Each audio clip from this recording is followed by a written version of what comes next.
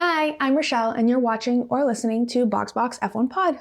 Welcome back. I know it's been a minute. Abu Dhabi took place in the last few days of my London trip, and then holiday season started, and time just got away from me.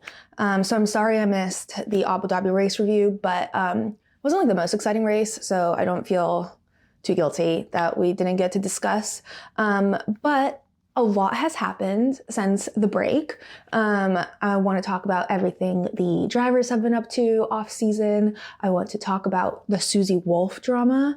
And I finally recorded late enough, but not too late, that I can talk about Secret Santa, like just a few days after it dropped. And I'm so excited because I never get to talk about it. And I have so many thoughts. This year was wild. Anyway, lot to talk about. And of course, I'm going to end the episode with some superlatives for the 2023 season. And I encourage everyone to give me their opinions because I'm sure mine, many will disagree with. But anyway, without further ado, let's kick off the digital warm-up. I don't know how to do it without that transition, but there's no warm-up. It's just the digital race. Lap 1, F1 news and rumors. All right, first big piece of news is that Logan is officially signed for another year at Williams, and it makes me very, very happy. I know I'm probably singular in that boat, but I just really warmed to him over the year, and I just am rooting for him to succeed. So I'm really glad that Williams is backing him and giving him a chance to come into himself. So yay, Logan. In other news, both Alfa Romeo and Aston Martin have announced their official name changes for next year. I think we're still waiting on AlphaTauri to say what they're going to be called, unless I missed that drop. But Alfa Romeo's new name is going to be Kick Sauber. Terrible name. Aston is going to be Aston Martin Aramco, which is not that exciting. It used to be Aston Martin Aramco Cognizant. Cognizant will remain a sponsor, just not a name sponsor or title sponsor. So Kick Sauber is weird.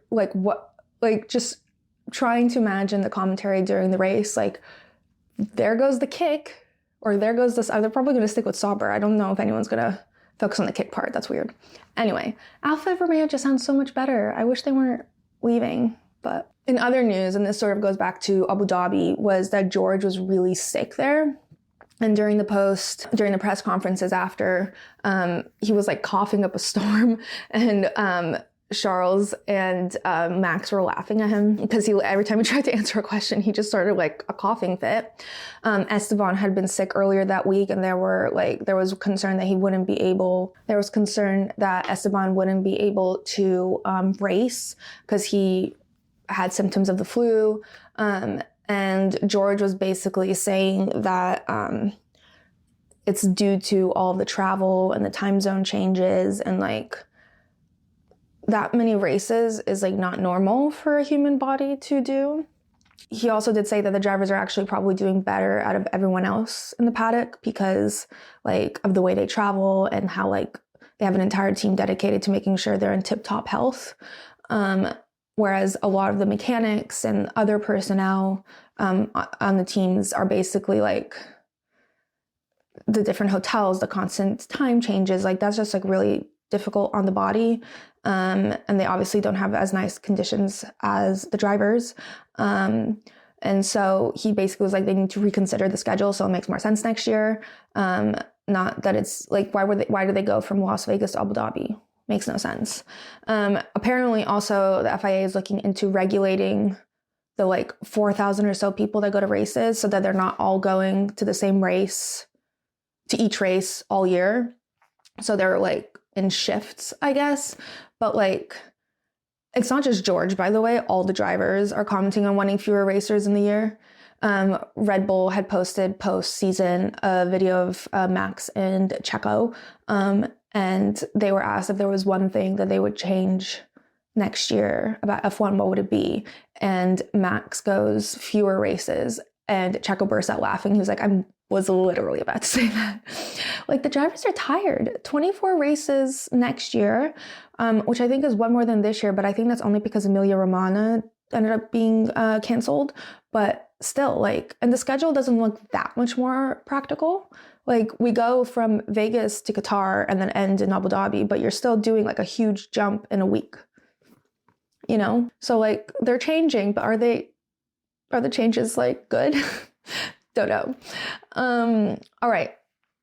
Beyond news, there's, by the way, a whole lap dedicated to Susie Wolff. So these are small bits and pieces of news. Moving on from news and going on to rumors. There is a rumor, there's a lot of rumors going around about the Ferrari boys contracts. So it's rumored that Charles has signed a 5-year contract with Ferrari through 2029. Bro has Stockholm syndrome, like, for real. I really don't know, like, what the conversations were behind the scenes. Like, did other teams want him and he just refused to leave Ferrari? Is there no other opportunity and so he has no choice but to stay for Ferrari? Like, and he has no choice but to stay with Ferrari? Like, I'm not entirely sure why he keeps coming back for more torture, but he does. Well, I know why he keeps coming. Like, he's just intrinsically tied to Ferrari, and I don't know if he will ever leave unless he's forced out. I just really hope that Ferrari can support him better next year than they did ever before. As for Carlos, there were rumors earlier this year that I think Audi wanted him once they entered the grid in 2026, but that also goes against the latest rumor that Ferrari asked him back for a 1-year contract, and he's been arguing for a 2-year contract instead.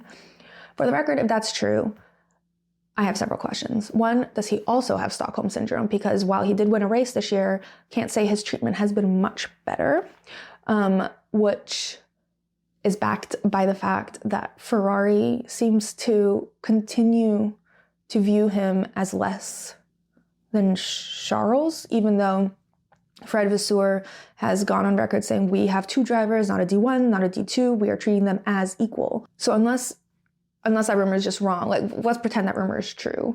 I just don't understand why Ferrari isn't rating Carlos at the level of Charles. He got them their only win this year. He's been relatively consistent other than a few. I mean, yeah, he has issues on occasion, but a lot of times it's also due to luck, due to Ferrari specifically.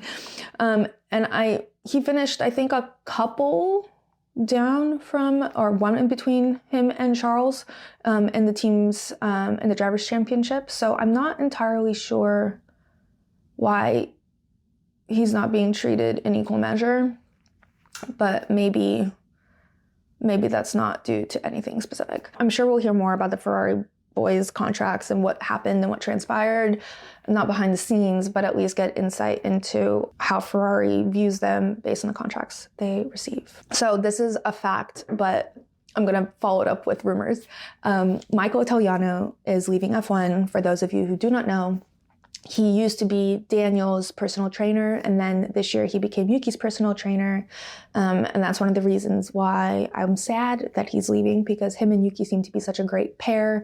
He seemed to really encourage Yuki's love of eating, and Yuki began to enjoy his training, which he never had before.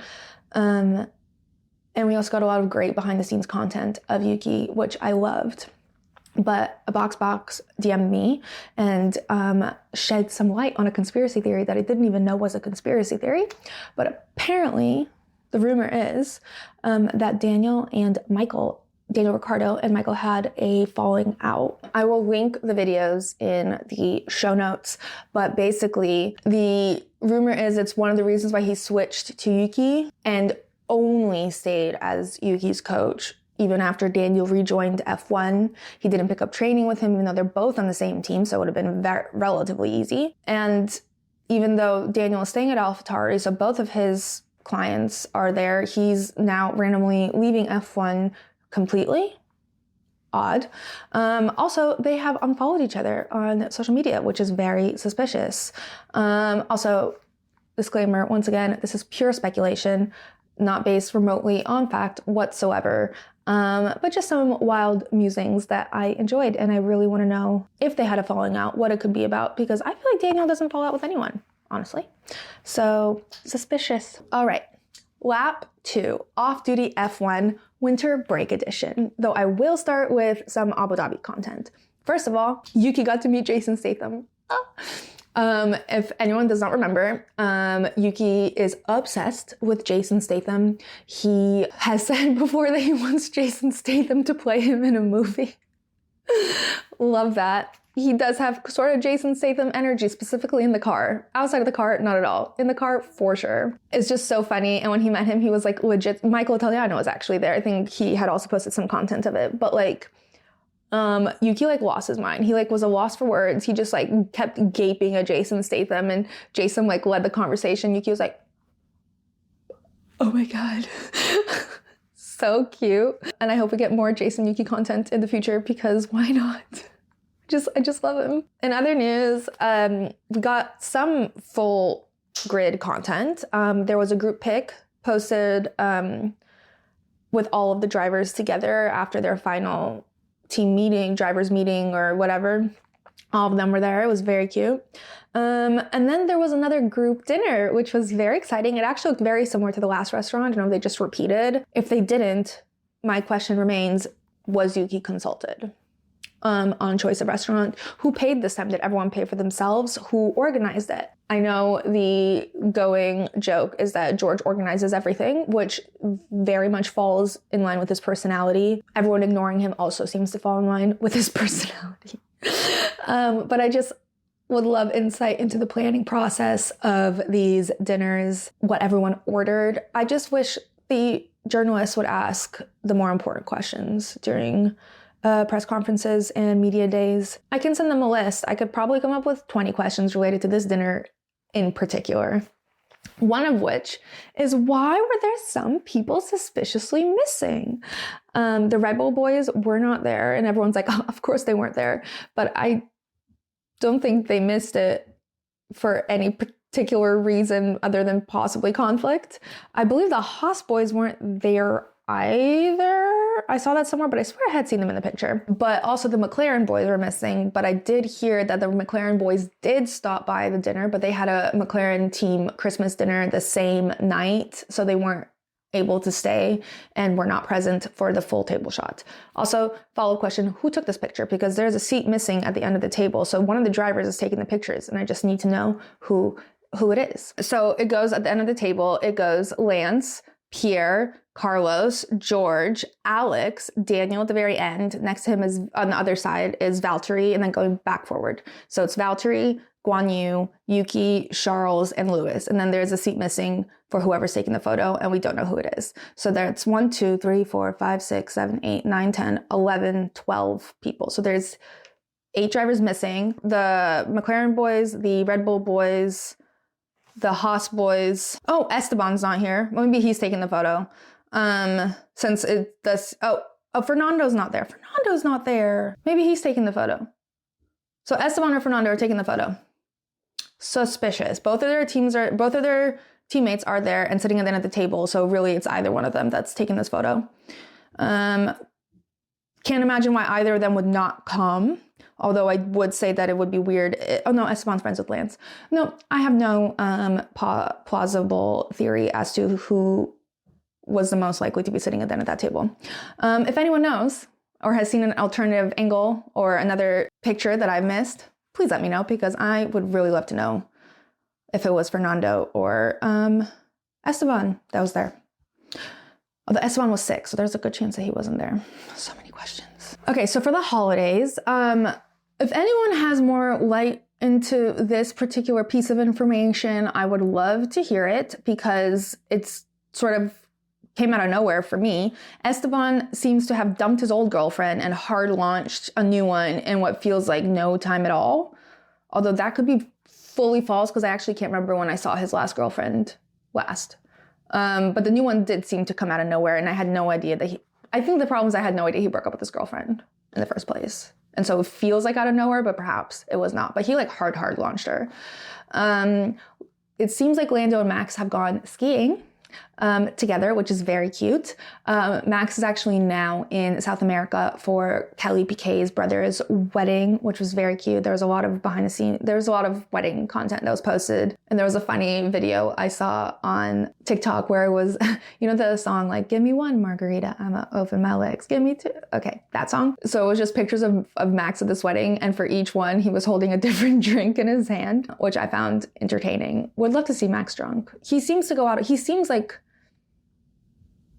I don't know, he's like, seems like a never wants to leave his house gamer bro that's content, like just being at home all the time. But then he also is friends with a lot of DJs, and Kelly seems to drag him to events a lot. So I want to know which one he feels more comfortable with. My guess is he would want to stay home all the time with his cats and his video games. But he also seems to enjoy himself on a night out. Who knows?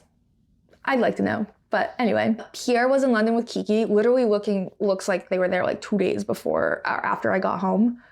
Annoying. Miss them. So he had posted a video of them, like a dump of them ice skating. And one of the videos was him just like full on bumping into a random girl who side-eyed him so hard. And he just like, he's sorry. He also posted overall London dump. He went on the tube. He did very like normal things. It looked like a fun trip. But he had somehow found a wax figure of Lewis Hamilton. And I don't know if it was at Madame Tussauds or if he found it on the street. Either one of those scenarios is odd to me because where was Lewis Hamilton's wax figure just out randomly on a street? I'd have loved to see that. And two, if it was a Madame Tussauds, why is Pierre going to Madame Tussauds? That seems like a very odd activity for him to do. Anyway, he posted a picture of him with the wax figure of Lewis Hamilton, and Lewis commented and said, why no tag? And then within seconds, Pierre tagged him. And that I just love, you know how much I love those social media interactions, especially when Lewis joins. So that's great. Also, Alex and Lily were in Thailand, and it's very cute. Love them together. Everything they do. I just love Lily. And I love Alex. And just all their content makes me happy. All right, moving on. Lap 3, Secret Santa. All right. I'm honestly literally going to go one by one and discuss each one. So Fernando got a captain hat, which he said, it's for the boat in Monaco. So it must be someone from Monaco who saw me on the boat. I think he forgot that he has posted the boat on Instagram, so the person would not have to have been actively in Monaco to have seen or know about said boat. And the gift was from Lance, his teammate. How did that happen? He had thought it was George or Valtteri. Also did not know George lived in Monaco. Actually, maybe I did know George lived in Monaco. He's so London. It's hard for me to imagine him existing. And Carmen works in London. Maybe he does live in London. Where does George live? TBD. And then Lance, who got a beanie with a maple leaf on it, and a number 22, spent like literally half the time trying to guess who number 22 is. He has like 5 people. He really is bad with the numbers on the team. But I don't know how I feel about Yuki giving someone his own merch. It just feels low effort. Yuki, on the other hand, got an insane gift. I think this might be one of my favorite gifts in terms of thoughtfulness this year. So Yuki, first he smelled it.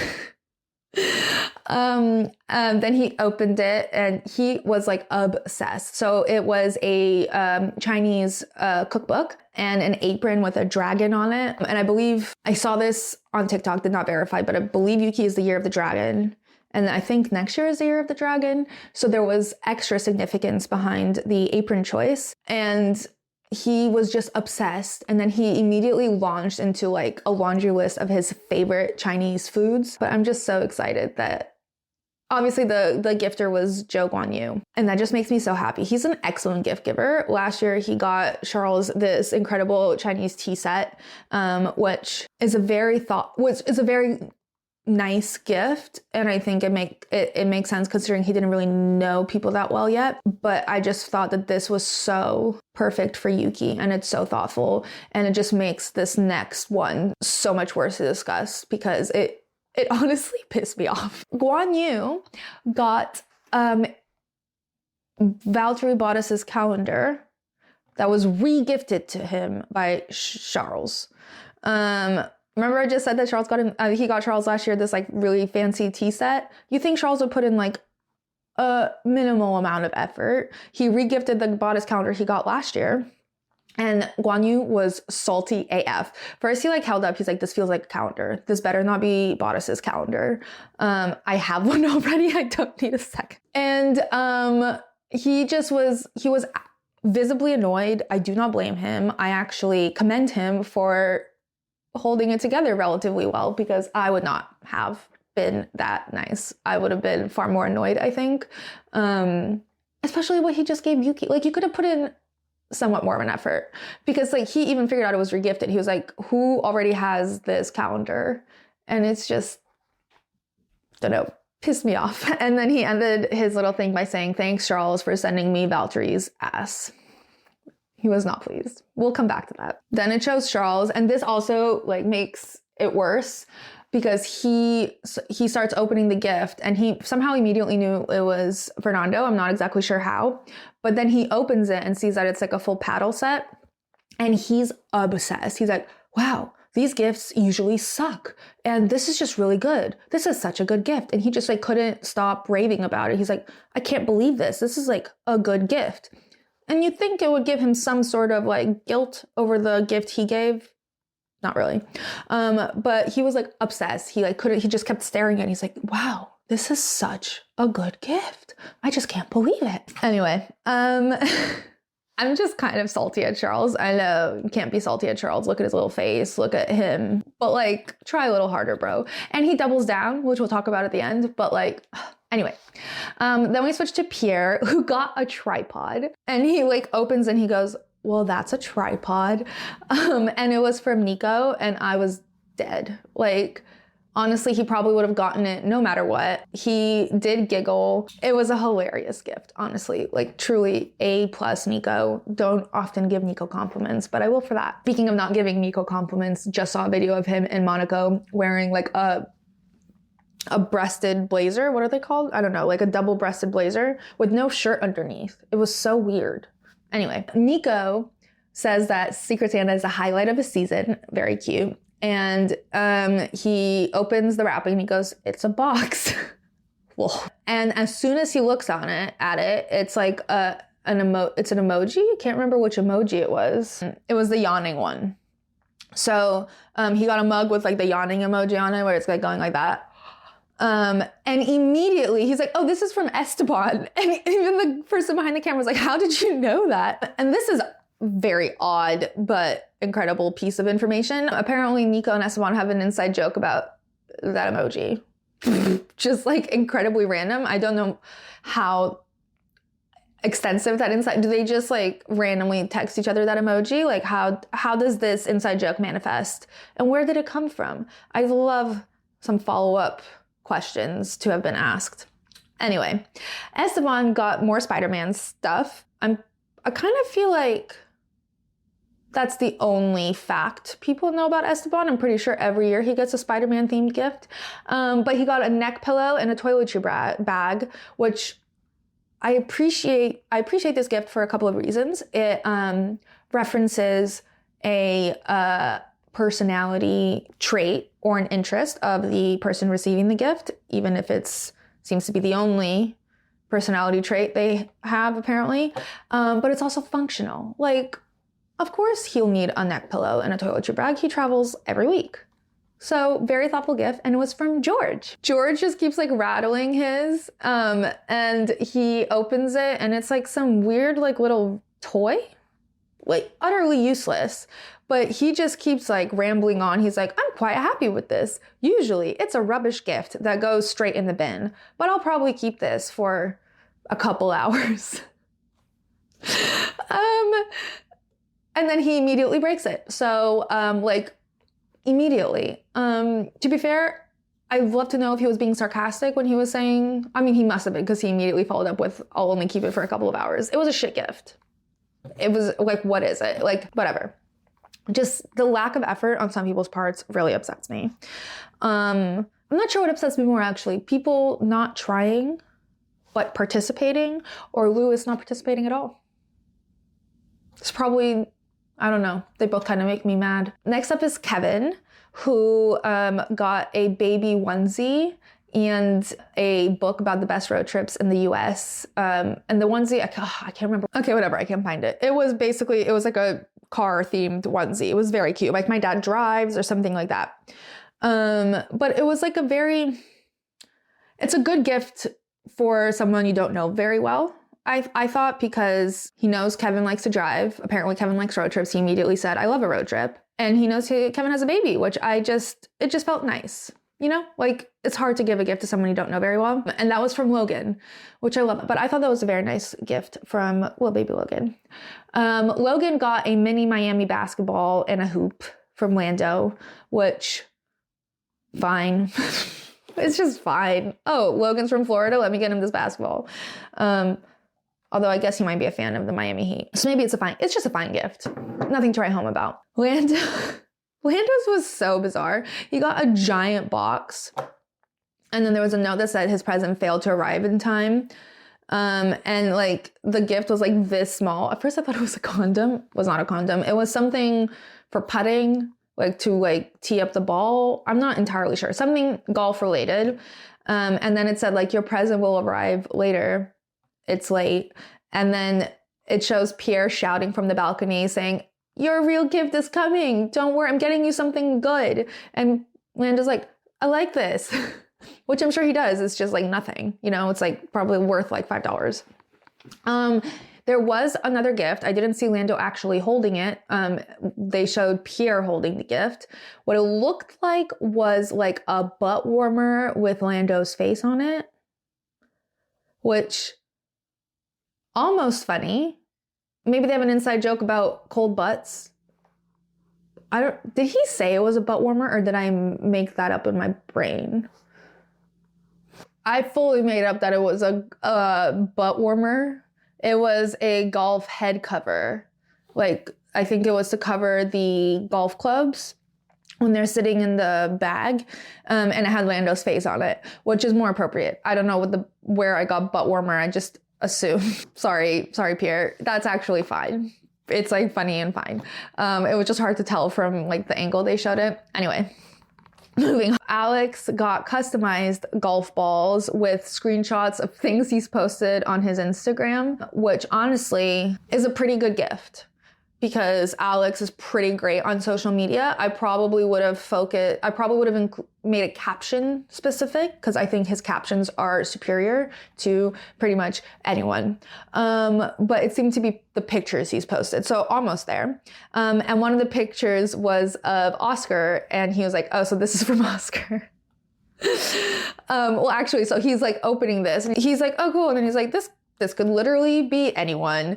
Alex is always like mildly sarcastic. I don't think truly, I think everything that comes out of his mouth has mild sarcasm behind it. But like, so he started going through the golf balls and saw Oscar Piastri's face, and he's like, well, Oscar's on here, so I think it's him. And then he said, this is possibly the best gift I've received in my life. And like I said, mildly sarcastic at every point. So then was Oscar, and it was just like a box of Australian, like, it wasn't even like, you know, like when someone like might be homesick, you could get them like a care package of like things that would remind them of home. Like if I were in London or when I was at uni, my parents would send me things that I like love to eat that I can't access in England, and like home stuff that I miss, just like specific to where I'm from. Whereas Oscar's box of Australian things looked like the person went to an Australian gift shop and just got a bunch of Australian things. So it was like, okay, it was fine. So Oscar goes, also oddly, mildly sarcastic at all times. Oscar goes, clearly someone knows I'm Australian. Actually, sarcasm might be the wrong word. I think sassiness. I think Oscar and Alex, what I meant is there's like mild sassiness at all times. Anyway, so Oscar goes, clearly someone knows I'm Australian. And then he goes, I have no idea, apart from They told me 5 minutes ago on accident. Thanks, Daniel.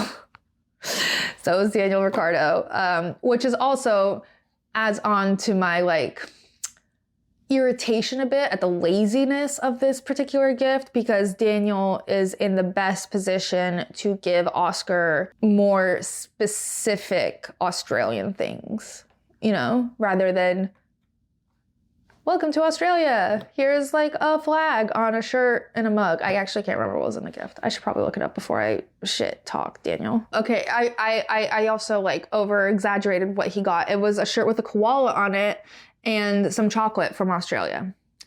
Could have tried harder, Daniel. You got that at like the airport gift shop. I was right. It was actually worse than what I was trying to give him credit for. All right, next up is Daniel. Daniel got alcohol from Checo. He saw it was tequila and he's like, oh, this is from Checo. It's his own brand.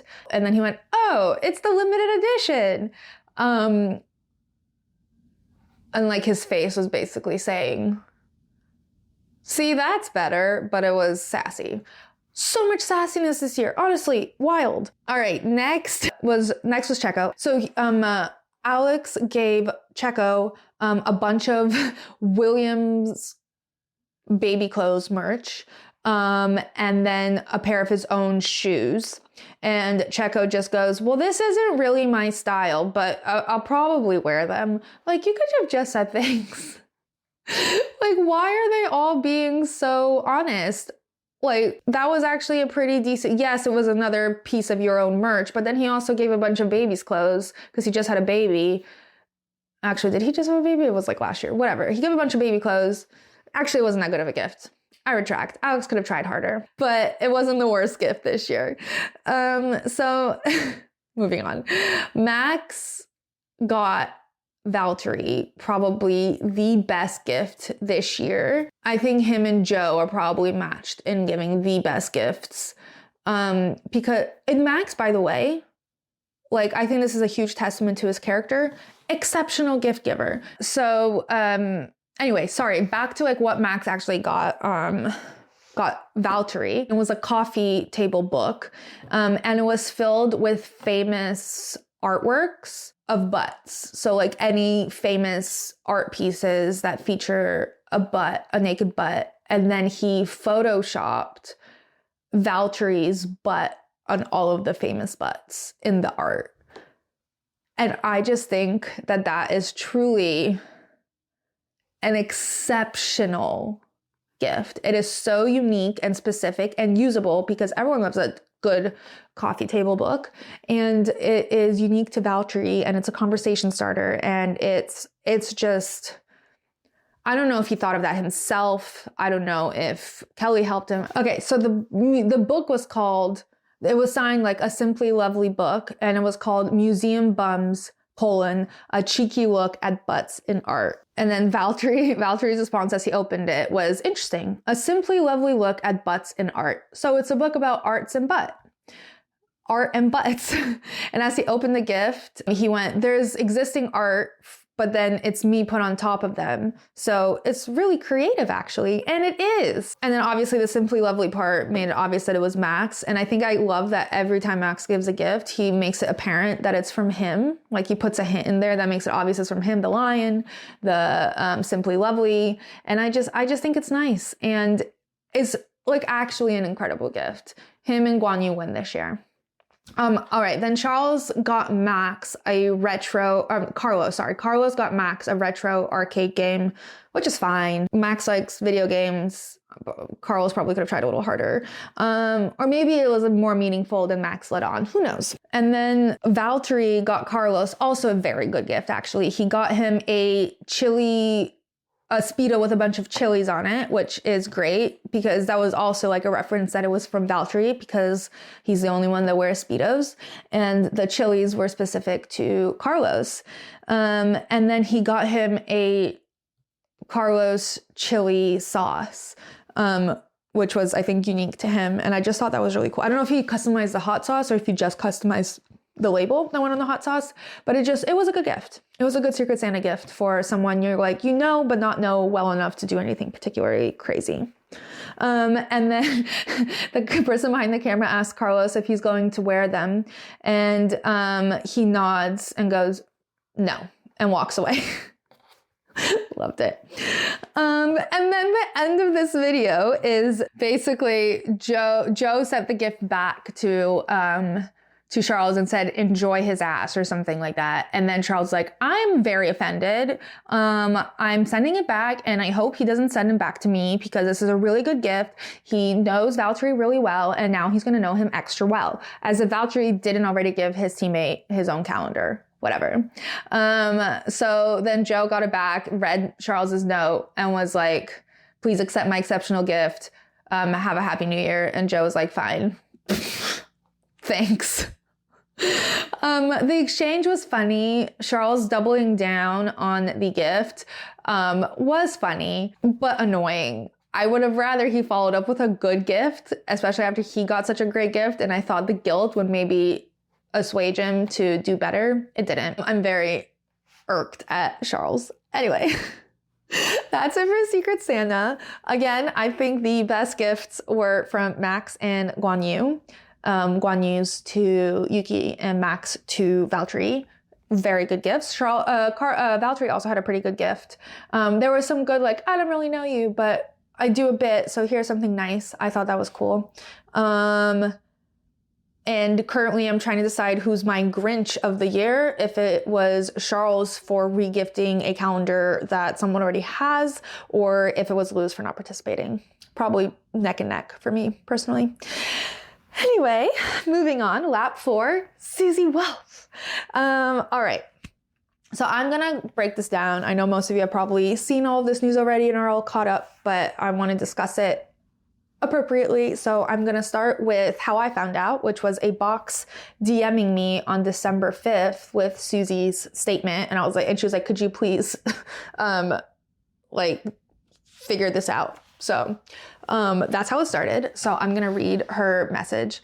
I am deeply insulted, but sadly unsurprised by the public allegations that have been made this evening. It is disheartening that my integrity is being called into question in such a manner, especially when it seems to be rooted in intimidatory and misogynistic behavior and focused on my marital status rather than my abilities. Throughout my career in motorsport, I've encountered and overcome numerous obstacles, and I refuse to let those baseless allegations overshadow my dedication and passion for F1 Academy. As a woman in this sport, I have faced my fair share of challenges, but my commitment to breaking down barriers and paving the way for future generations to succeed remains unwavering. In the strongest possible terms, I reject these allegations.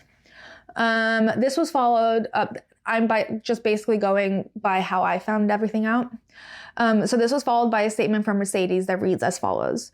We note that the generic statement from the FIA this evening, which responds to unsubstantiated allegations from a single media outlet, and the off-record briefing, which has linked it to the team principal of Mercedes AMG F1. The team has received no communication from the FIA compliance department on this topic, and it was highly surprising to learn of the investigation through a media statement. We wholly reject the allegation in the statement and associated media coverage which wrongly impinges on the integrity and compliance of our team principal. As a matter of course, we invite full, prompt, and transparent correspondence from the FIA compliance department regarding this investigation and its concerns. So at this point, I had to dig through and find out what the fuck the FIA even said, which was as follows. The FIA is aware of media speculation centered on the allegation of information of a confidential nature being passed to an F1 team principal from a member of FOM personnel. The FIA compliance department is looking into the matter. FOM is Formula One management. So F1 also made a statement, and literally it's moments like these that I have to remember that the FIA and F1 are actually fully separate bodies.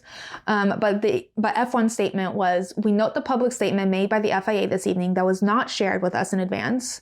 We have complete confidence that the allegations are wrong, and we have robust processes and procedures that ensure the segregation of information and responsibilities in the event of any potential conflict of interest. Basically, too long didn't read. Toto was accused of having some sort of information that in theory would only be known to someone in Formula One management. And he dropped this tea or referenced this information during a team principal meeting, which made everyone suspicious.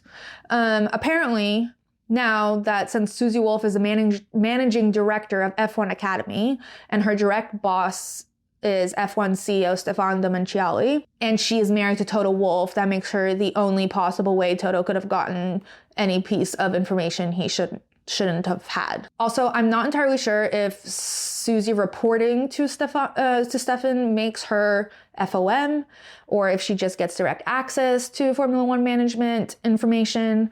But the accusation here is basically that she gave Toto this information. So they are basically being investigated for conflict of interest because they are married. Now, the entire thing is apparently based on a complaint from another team principal, presumably who was outraged when he heard this info and went somewhere to bitch about it. This is like how it's being presented. So then the next day, on December 6th, whether like via story or a grid post, every single team dropped the exact same statement. Which reads as follows. We can confirm that we have not made any complaint to the FIA regarding the allegation of information of a confidential nature being passed between an F1 team principal and a member of FOM staff. We are pleased and proud to support F1 Academy and its managing director through our commitment to sponsor an entrant in our liveries from next season. Now, the only team I personally did not see post was Aston Martin. Some people say they saw them post on Twitter rather than Instagram, but when I go on their Twitter, I still can't seem to find it. But ESPN F1 reports that 9 teams, obviously the 10th one being Mercedes, so not all 9 teams, have filed this statement. So I guess I'll believe them that Aston also issued the statement, but I do find it kind of weird that I seem to struggle to find their public post of it. On December 8th, the FIA released a new statement saying they were dropping any investigations. The FIA can confirm that there is no ongoing investigation in terms of ethical or disciplinary inquiries involving any individuals.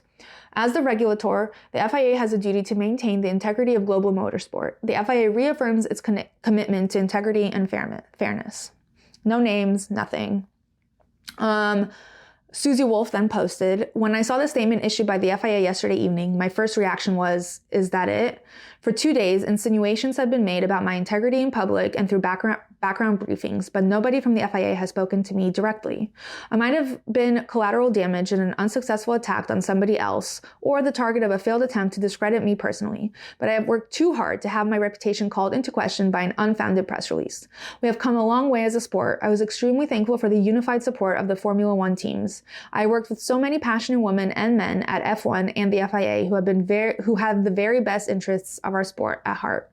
However, this episode has so far taken place without transparency or accountability. I have received online abuse about my work and my family. I will not allow myself to be intimidated and intend to follow up until I have found out who has instigated this campaign and misled the media. What happened this week is simply not good enough. As a sport, we must demand and we deserve better. Lewis commented and shocker, referenced, quoted Michelle Obama and said, like Mrs. Obama said, when they go low, we go high, supporting you all the way. Love this statement of support. It's very Lewis to reference Michelle. Toto also issued a statement via Mercedes implying potential legal action. The statement said, we understand that there is a significant media interest in the events of this week. We are currently in active legal exchange with the FIA. We await full transparency about what took place and why, and have expressly reserved all legal rights. Therefore, we ask for your understanding that we will not be commenting officially for now, but will certainly address the matter in due course. So basically, what the fuck? Obviously, someone is lying here. Either the FIA just decided to say it was a random team principal and assume no one would deny it, or a team principal is lying. I do think it's a little suspect that Aston didn't post a very public statement that I can see with my own eyes, unless I'm just really bad at searching for it. I did do a poll on Instagram to see if anyone thinks that a team principal is lying, and obviously half of the people said Christian. Someone did say it was Toto and his own ethics, which made me lol. But I really don't think it was Christian. This isn't really his style to do a secretive complaint. He prefers openly stirring the pot, I think. And I also think there's just very little chance that he'd bother involving Susie in it. Because in my personal opinion, the wild part here isn't that Toto might engage in some form of insider trading, if that's what you can call it, having secret sources for information that he shouldn't have and knowing it before others. That's not what surprises me. Also, not saying he's the only one who does this. I'm sure there's a lot of shady things happening across the board in F1. But the weird part to me is that Susie was involved in the whole thing. Like, he can get information from places other than his wife that would probably be more subtle than like just repeating what his wife told him. Also, again, does she even have access to the info that he's being accused of knowing? Like, she's responsible for F1 Academy, right? So like, what could she have possibly told him that would impact F1 in a way that would cause such a stir? Who knows? Actually, I think I know. I think it's sexism, but whatever. I desperately want to know if Netflix captured this team principal meeting. I think basically Susie was treated horribly, but it was great to see the sport rally behind her, assuming none of the team principals are lying. But it's all very weird, and I hope we get more light shed on the situation. Because again, shady things happening in F1, not surprising to me. Susie being like dragged into it for no reason, also not that surprising to me. That's very sad, and I actually don't think she had anything to do with it. Anyway, I guess we'll find out more in due time. All right, lap 5, F1 2023 superlatives. So ending on a high. I'm just gonna run through these and say what I think. Feel free to comment, DM, email what you agree or disagree with, because I'd love to know. All right, best cool down room, in my opinion, was Qatar, when Oscar was just like fully unhinged and like lying on the ground and saying whatever popped into his mind. Great moment. The best rumor / drama to me was the false rumor that Fernando Alonso was dating Taylor Swift and how he fully fed into it. That was just really funny. And it also, like, when the Travis Kelce stuff started coming out, I just assumed it was the same thing. It wasn't. But yeah, I love that Fernando was dating Taylor Swift randomly this year. The wildest grid walk to me was the Machine Gun Kelly interview with Brundle. That was super duper weird, where he tried to play like air guitar with Brundle, and Brundle was like, I have to go now. And when Brundle was like, so what's going on in your career right now? Like, what do you want to promote? And Machine Gun Kelly's like, what do you like about my career? And Brundle was like, very weird. The best redemption arc off track to me was, well, I put Logan Sargent or Oscar Piastri, but I think Logan Sargent and Oscar Piastri were both like my own brain coming to terms with the fact that I actually like both of them. And I really want Logan to succeed. And I think Oscar's hilarious. And I thought he had no personality at the beginning of this year. But I think that was also coming off of him being kind of quiet and also me being salty about Daniel. But I kind of love Oscar now. And he also had a great redemption track redemption arc on track, even though it wasn't really a redemption arc. We just saw how good he was and why everyone was fighting for him. So that's cool. The best meme of the year was George's intro video pose, this one. George in the car driving past Charles, where he was like in that position, like paint me like a French girl, just out of the blue. Then there was the one where George just like randomly turned around in the car suddenly, where he just like that. George finding out that he was starting in the top 2 at the Qatar Grand Prix because Lando and Oscar got their lap times deleted. And he was like, I think actually the best meme is just George specifically.